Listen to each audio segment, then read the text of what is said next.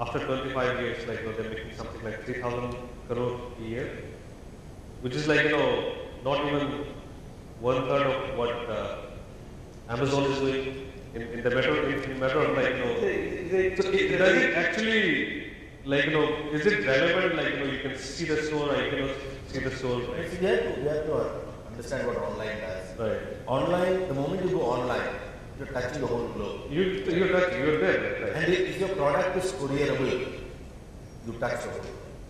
Right? And to sell off an existing store, why do you set up and what do they say about stores? Location, location, location, success of the store. You will go closer to the customers and you ask the customer to come and shop with you. If you put up an expensive real estate and then you want to spend 50 rupees for delivery, you are actually burning the unit cost which he talks about, right? Burning power, the candle at both ends. Right. So that becomes an issue. What online principally does is that you go to a cheaper location, right? You go to a cheaper location and touch the whole world.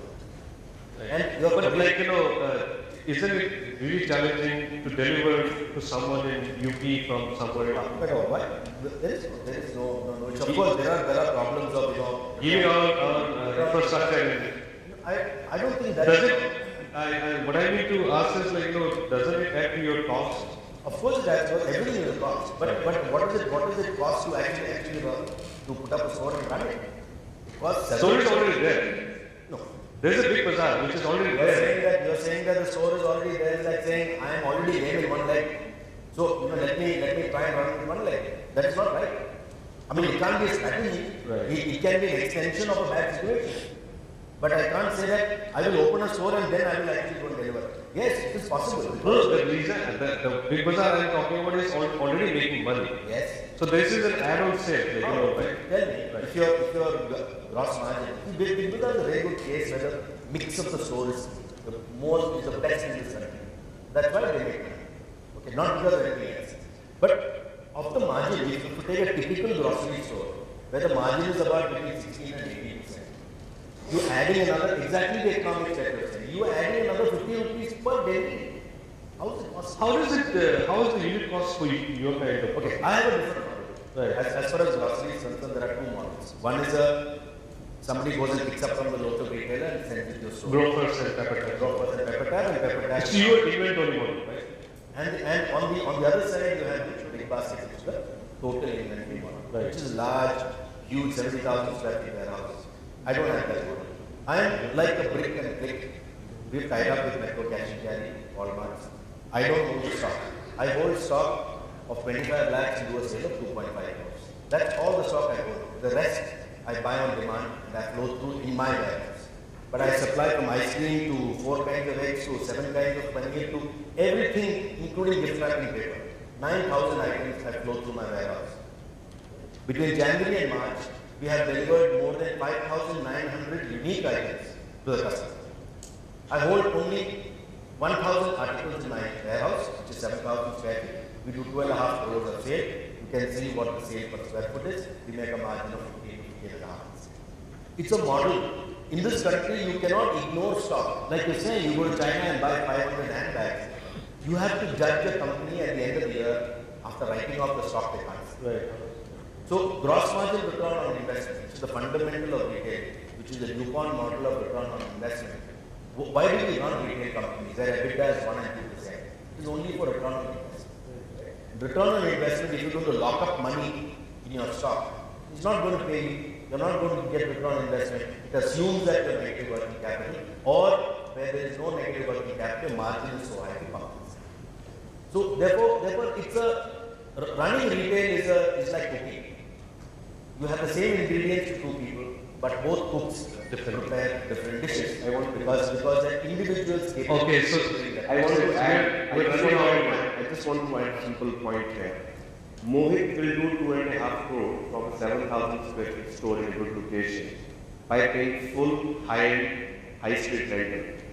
And if you have 7,000, then you have to do at least 3 times because you are taking the pain of delivering it to the consumer. So the scale can only make business viable. It is not technology or online offering. So the scale has to be right. If we can have a 7,000 square feet store in Worli and do 3 crore rupees, he can pay serious rental to the guy. My rental is only 8 rupees square foot. I understand, but I think the labor cost is more or less. The delivery costs will be high. But delivery cost, Because you have 2 rupees. That's correct. that's So, it. so, That so, 8%. Because you're further away so of your 15%, right? The key is after the 50 rupees, are you making good EBITDA? That's exactly right. What's the customer acquisition cost? See, the customer acquisition cost, whether it's offline or online, is a cost. Yeah, that's Over a period of time, as far as grocery is concerned, it has to go down to 20 or 30 rupees acquisition cost. Today it may be 230 rupees, right?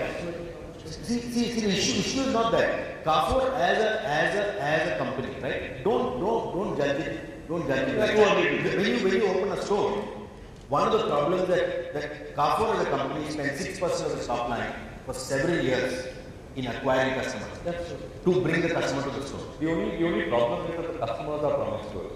I mean, they will keep shifting. They will keep shifting based on value. They will keep shifting And based on it's discount. even more online. Your category more. Offline with the field is selling, online is even more bitter. Right? yeah. It's not To assume that the customer that you have acquired is going to come back to you is a big assumption. No, therefore, your category, which is grocery, essentially, is the one where stickiness is the highest. Yes. Promiscuity is the lowest because you do a great job with the fruit and vegetables. Agreed. But in the other categories, it's even more difficult. It is the main problem that it is only driven by discount. Yeah, it's like, if I get better discount, Amazon or Flipkart, I'll go there. Ask Snapdeal, whichever. Horizontal e-commerce players have a serious problem. Why? Because there is so much promiscuity. People will move away if there is no discount. They have bred that kind of culture. It's Right? a point that you touched upon earlier, Radha. You were talking about that as retailers we've learned about category management, and you were so right. In fact, even the very basic thing that we learn in marketing is about how to build a proposition and how to go about extending that proposition to the customer. And most online retailers are not doing that. It's not about a proposition; it's about a discount. Absolutely. Right? Whereas the entire game is that the brand has to have a proposition, and then there are two channels, online and offline, and both have to work exactly in the same manner. Right. The value propositions do not change across the channels. See, one of the things which we ignore, and people go, when you buy online, you don't go and buy a basket. You don't buy 10, 20, 30 products at the same time. You buy one. Ticket size is small, You right? buy one. But stickiness, You buy one, and then as you rightly said, even I buy online, and if the price is different, you search, right? And you go somewhere else. But in a big bazaar, nobody comes to buy one product. And my loyalty is not got changed. My loyalty is growing year after year. 55% of our buy is completely loyal, which is crores of people. Because nobody comes to buy one product. I mean, the average bill size is more than 1,000 rupees. And you will buy 30, 40 SKUs. So how do you copy that in online? I mean, even we have to learn that. Even we are on the process. That's not very simple at all. But that's the You biggest. try buy 30 things online and then take the time and then not get food delivery. But is it Not get online everything. keeping you more hooked? You visit Big Bazaar once in 2 weeks or a month, but you visit online almost every now and then. But you don't buy. Even if you buy one small ticket items, the frequency, the engagement is small rather.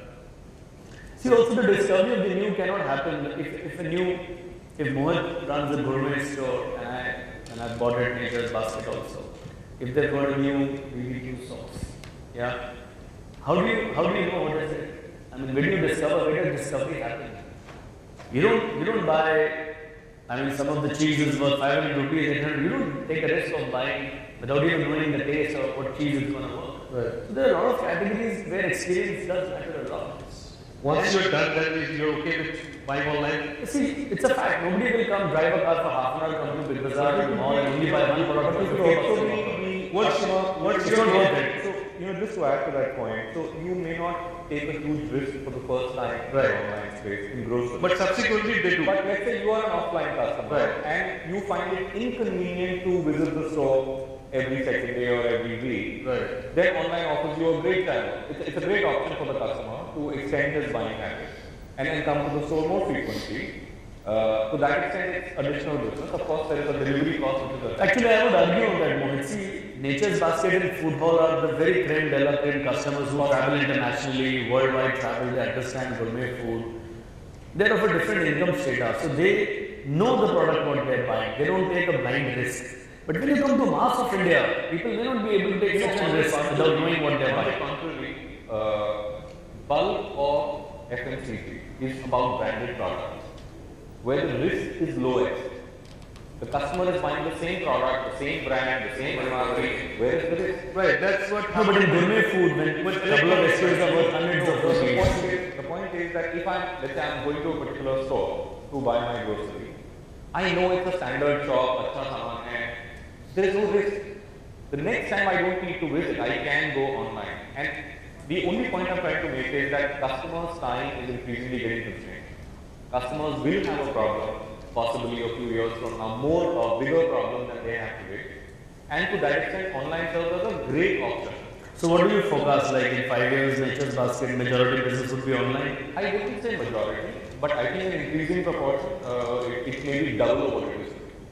Which is a single digit number. That's an interesting fact. Which is a single digit number What is right it now. now, Mohit? Which is a single digit number right now, I would A argue. single digit number, I expect it to get into double digits. Sure. That's an interesting, that would be easy to rather. That makes sense. You know, if I were to go back in the brick and mortar, and if somebody was to ask me in a grocery store, how will you build a firewall against online?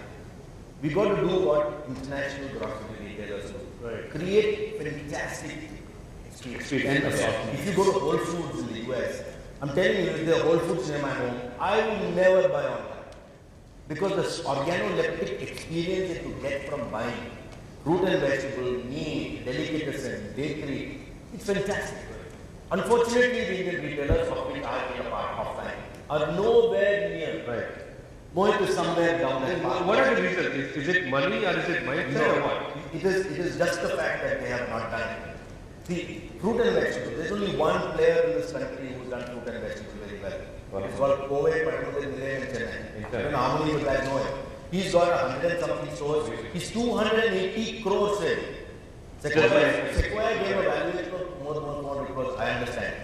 He does only fruit and vegetable. His sale per And square does it foot. well. Yeah, he's Fantastic. a profitable business. He does more than 3,000 rupees per square foot. He makes great EBITDA, right? Why can't Why can't like DC replicate it? I mean, I've also. You were there, right? Yeah. Yes. The point is, I think it is the vision of the owner. It has to be. It has to be Sam Walton's vision. It has to be the CEO of the Tesco's vision that this category I am going to excel in. I am going to invest in it. I'm going to own this, Right? right? Yeah. And it takes time. It's just like online. If I were to open, you know, today in Big Bazaar, the section of fruit and vegetable, which I set up along with DC, is only 640 square feet. The largest one, smallest one is 240 square feet. Why can't I have 2,000 square feet? Where do you source them from? Azadpur Mandi somewhere? There's 40% from Azadpur Mandi when I was in Big Bazaar. But we had our own center we used to buy from Nasik. Right. Now, what takes the guts? Most of the players don't even source 40% from. Because it is not possible, but we don't have volume. Right. Because Big Bazaar had the volume, we were able to source it. Right. But what stops you from opening 1,500 square feet of fruit and vegetable of 280 types, including rambutan from Malaysia? It's a chicken and egg situation, right? If I invest in that, for the first 3 months, you must have the guts, dill, to take a 40% dump. And the pocket. Right? Exactly. Right? You must have the vision to do it. And then the commercial fellow immediately asks me, "Hey, bhai, kya ho raha? 40% ho raha hai." Now he'll ask me. We're not used to doing this on losses and all So that. it has got to be funded by the mindset of the owner. Nothing else. That way e-commerce is more aggressive. It is more aggressive because one guy can decide, I can decide. Right. Right? Right. That's the mindset. It is a mindset. It also is easy online because Right. you're procuring and stocking goods at one level. The minute you have 10 stores, each store has to have each of those 280 fruits and vegetables physically stocked there. So assortment provision online is easy. Right. And then Dumping 40%. No, actually what we have bureaucracy in offline, like My business is clear. Fruit and vegetable, I have a center in Azadpur Mandi Pateli. I buy after I sell. I got a 2% dump in my whole system. In any other offline, if the dump is less than 10%, it's very good. Right? Do you see this as a benefit? Right? Do you see this fresh as a method. First they will buy, then they'll come for Fresh us. is the only magnet. Right. Which means meat, eggs, paneer, these are four kinds of paneer, fruit and vegetable. Anything that is easily perishable is not easily available. And it's the most difficult thing to do. So people don't do it. Mohit, you sell gourmet foods, like, what's your take on food, especially? So we currently sell all kinds of stuff, including perishables like fruits and vegetables, perishables like. But is it one of the most focus areas? It is, because if you can do fresh well, customers believe that you are doing their fresh well, because that is the biggest problem in the daily purchase cycle. There are loads and loads of customers who buy their fresh daily. There are some who stock up, 3-4 days. But every time you need to buy, it requires a visit to the market, or it requires a call to a retailer to deliver it to you. Fact of the matter is that this is where most time is invested by the customer, and therefore it's the biggest pain for them. If you are able to do that well, if you are able to reassure customers that fruits and vegetables is where I offer reasonable expertise, and we have reasonably good products, which are reasonably well priced, then customers come back to you. So it builds with you in that sense. And therefore I agree with Radha that you have to do that well. Rajesh, you would say something? In retail, at every scale, you have new challenges which come as an organization you face. So if you are a retailer, 5 stores in one city, life seems, happy. The minute you become 5 to 10 stores, the challenges change. The minute you become 1 city to 2 cities, the challenges are different. 1 state to 2 state challenges are different. Similarly on online, when you are 1 crore, 2 crore, 3 crore, up to 5 crore, life looks okay, looks scalable. The minute you touch 10 crore, the life changes. The same Azadpur market may not be able to give you that service that you sell and buy. Because now they are selling much more, the other guy may not be stocking that much for you. I don't agree. No, I am saying, so So 10 we cannot hold 10 to 20 crore will be a different challenge altogether. I mean, you have to learn to do the business. What's the solution then? You move to. I have developed my own solution. Right? After the customer orders at 12 o'clock, I deliver to the customer at 5 o'clock. I don't hold the stock. I know where the stock is. My entire supply chain, I don't have a piece of paper. It's scanned in and scanned out, zero error. So you take orders and deliver it next morning, right? Not next morning. If you order at 12 o'clock, I deliver by 5 o'clock. Okay, And 5 I o'clock. have got 98% fill But rate. you don't deliver hourly cycle. No, we don't. Because That is a difficult game to play, right? see, it is a silly game to play. Right. See, the 1 hour, 2 hour delivery, nobody can do it better than that retailer next to you. Who can do it in 15 minutes.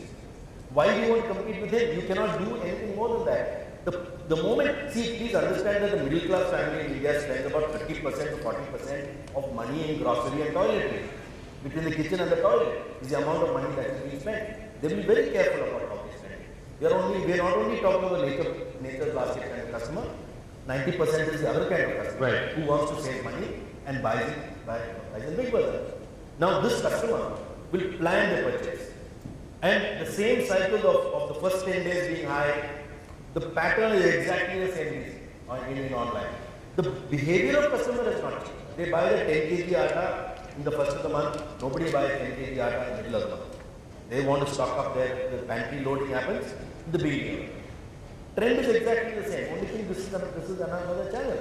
So it is possible to do it with low stock as long as you attach yourself to a wholesaler, a reliable cash and carry, where you share that margin.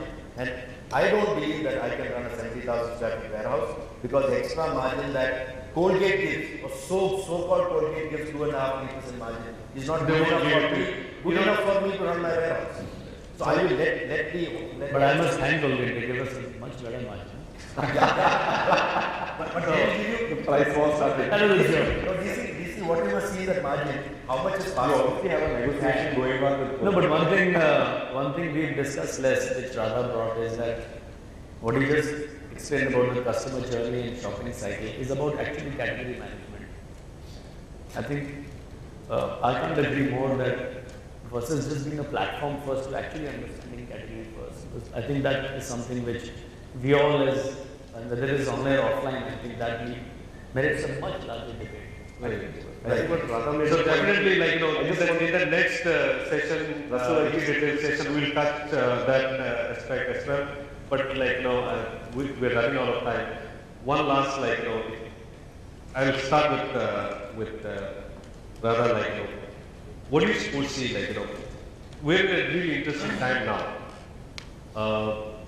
The hype is starting to explode, a lot of companies, online companies going past, a lot of companies are talking about valuation coming down and funds getting scarce here, funds are dry, not as free flow is. What do you foresee, how many online players will survive and chances for your kind of business? I think the online behavior is a tsunami. It's not going to change.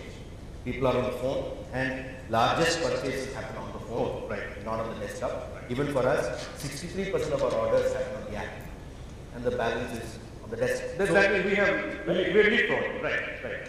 Once that is done, I believe the number of players in the market. So let me deal grocery separately and non-grocery separately.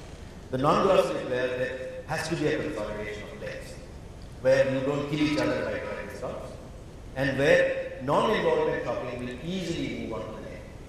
Right? Clothing will move later, electronics and everything else will move earlier, and I think discounts will dry up. It will become reasonable. They have to learn category management, where you start buying volume and leveraging cost and giving the discount from the efficiency that you drive in your business and not from the funding from the bank.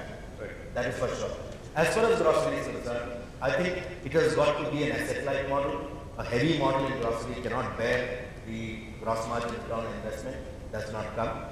But the jury is out. But for one thing, jury is not out, that people will shop up. That is there. How many players do you see Amazon, Flipkart kind of brand? How many of them will survive? Two. There's room for two. I'll go to Saurabh, your take.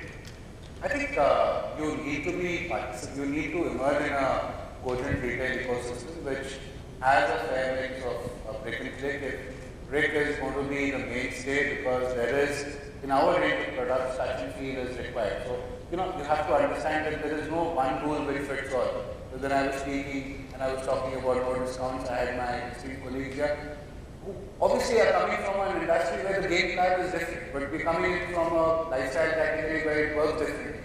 So, the question really in my mind is, will wedding jewelry get purchased online? And I probably would stick my neck out and dare say, yes, with a mix and match of both. Right. So what percentage of sales you? I really think that, see again, I drew out the categories for you.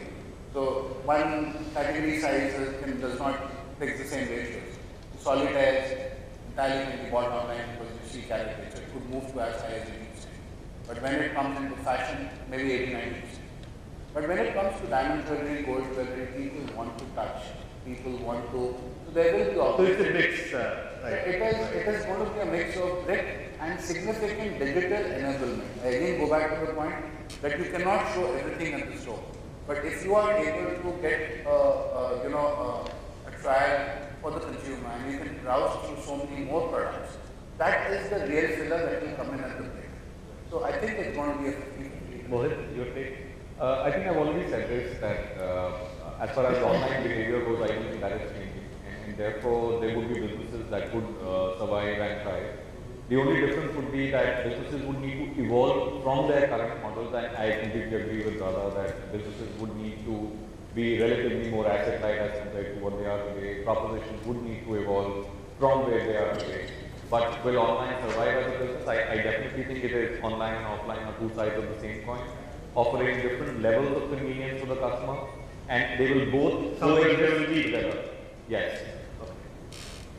So my view is that obviously there will be consolidation, right? No doubt about it. There was a talk that Flipkart also getting sold to Amazon at $11 billion or something like that going on. So it's not a big deal then if tomorrow you see that it's all. That could happen, right? But that could be the So reality. my point is consolidation will happen, and look, there are two aspects of retail. One is B2C. Probably the business we're discussing about B2C, but B2B is actually making huge amount of inroads. If you look at Walmart with 21 stores, 3,200 odd crores as of now sitting today. They started their online B2B 2 years back. Today they are on 8%. The complete out of 3,200, they are getting 8% business out from their e-commerce. You're talking about India? Yes, India.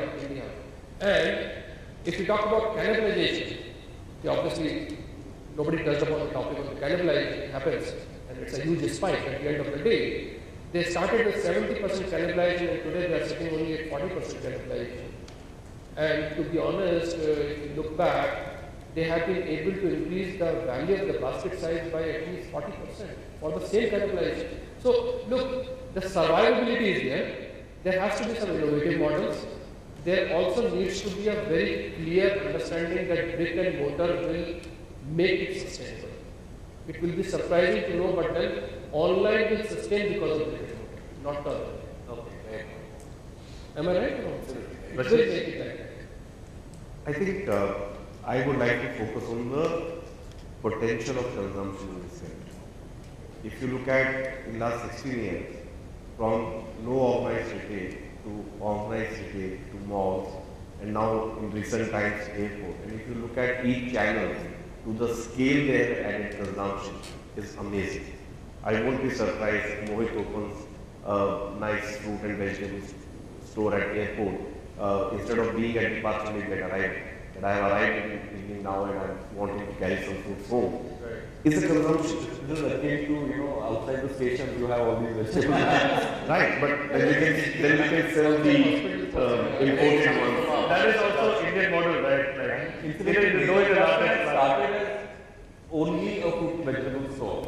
Our first store was only a F&B store, many years. So if you look at the consumption potential is huge in this country. So I don't really look at online, offline debates much. I don't take that very seriously. I think we have to do our business well. And the second thing is the minute you choose a business model, you start saying no to certain kind of things. what do you think about online business? So let's come to Philip. Radha says that if by 12 you order, I deliver by 5. He already has started saying no to certain customers who want to order post-trade. So you've chosen a business model. It has a scalability. Right? Trying to make this point a little more clear. The minute you choose to be offline, you're saying no to certain kind of customer. When an offline player adds ability of technology, it adds maybe 10, 15, 20% additional business. But that's going to be additional business. The core business is going to stay store, experience, merchandise, delivery, customer interaction. The minute you're online, by being offline, few stores here and there, you may add another 20-30% business because of that. But the core is going to stay online. So online, offline will choose their business model, will choose the convenience and customer experience that they deliver, and will be relevant for the same customer in different time frames, different needs equally. But online also has to run that business profitably, as much as offline has to run it profitably. I've asked Radha now. You see, Well, so digital is the new reality. The world is going through a big change. Everybody has to change. It's not even just that physical or online. I think in whichever business you are, I think change is the only constant. I think the future is only channel. I think physical retailers are in a more advantaged space to leverage their physical space and go online. It's not easy. It's easier said than done. It's not that this can be just done by saying it. But if the offline players can get that part right, then I think that's the biggest advantage, and that's the future. and how many online big guys you see? Room for how many of them? See, that's I completely agree what Raj said. I think there's going to be massive consolidation. See, it all depends when you're having this debate.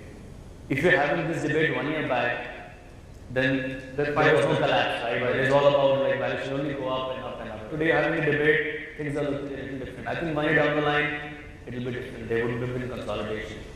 Personally, I do believe globally it will be at least between the two giants online, Amazon versus Alibaba. How it takes shape in India, I don't know. But you'll be surprised that in the US, Walmart, actually the last festive season, actually did more sales online than online play. Walmart. What was the reason? I think they were right after many years of time. I think there is something to do with mindset. That is a good news for you. It's also a question of mindset. You don't get it right easily. You don't go all the way immediately. So it takes time. We would open the panel for questions from the audience. If you could just introduce yourself, sir, like hello, and specific questions like who's over.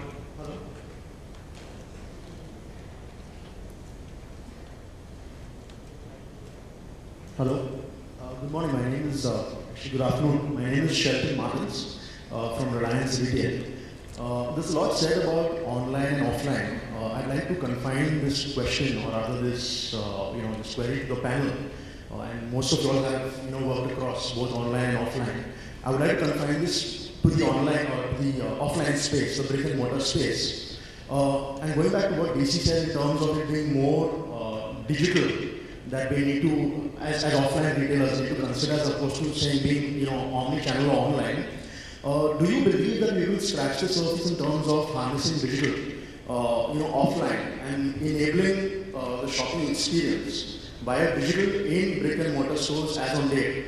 Do you believe that we see enough physical evidence of that being done in terms of enabling, shopper experience, influencing the customer decision tree within a store?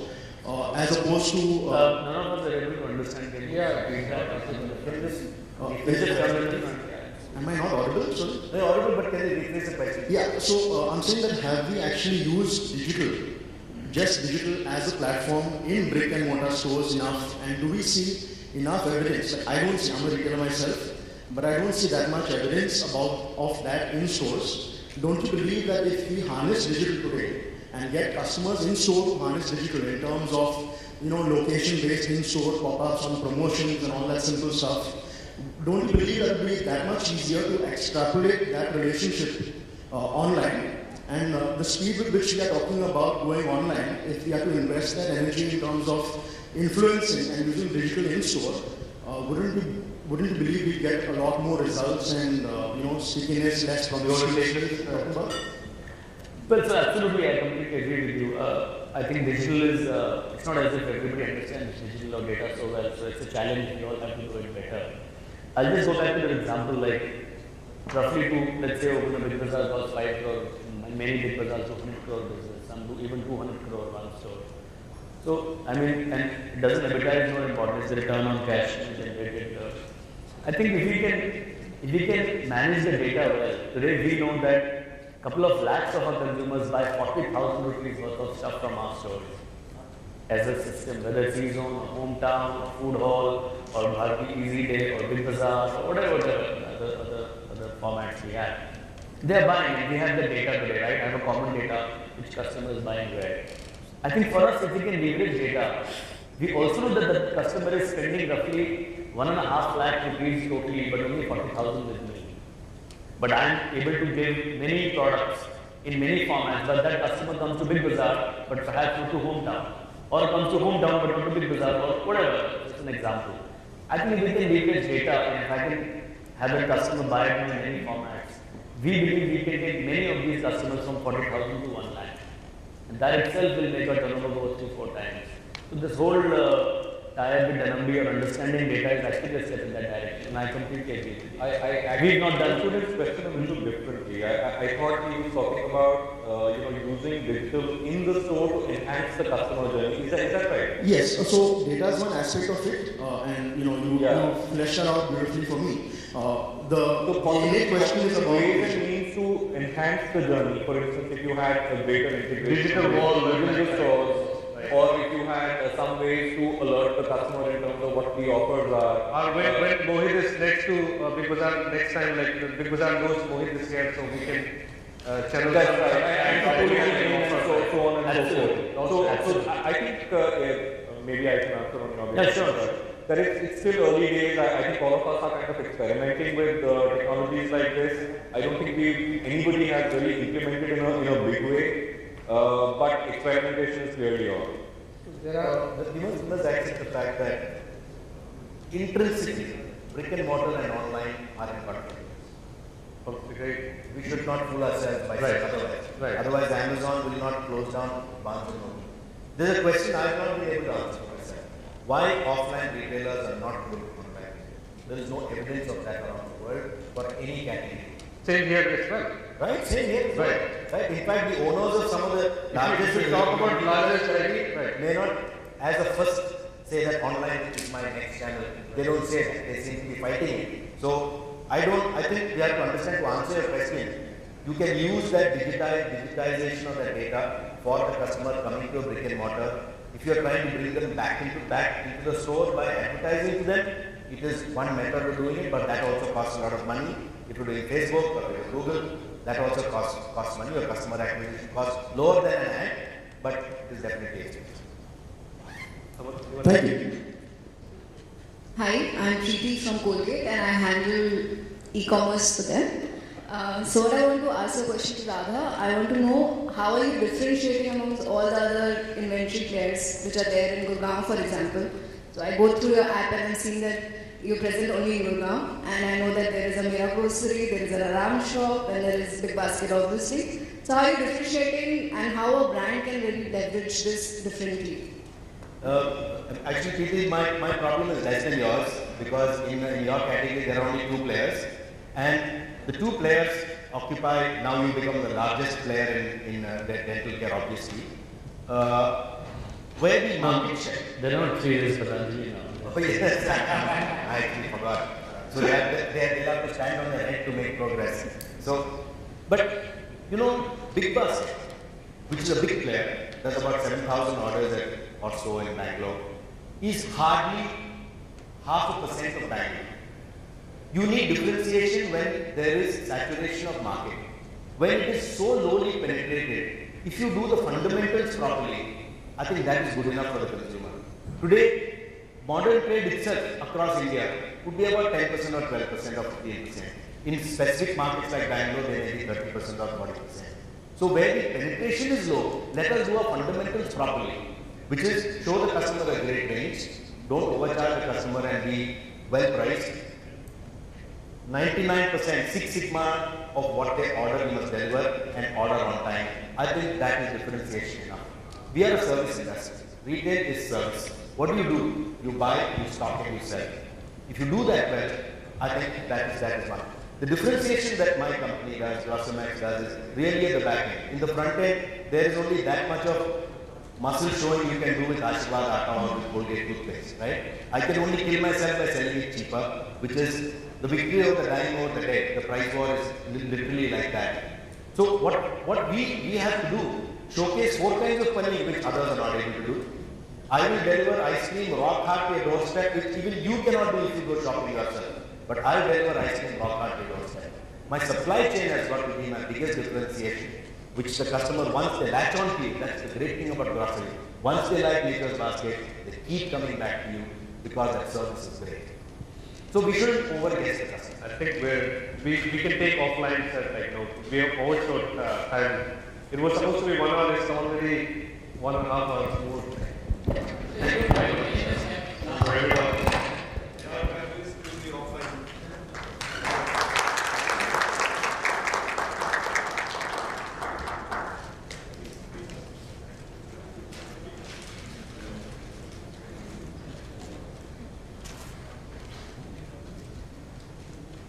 Thank you, Rasool, and thank you all the panel members.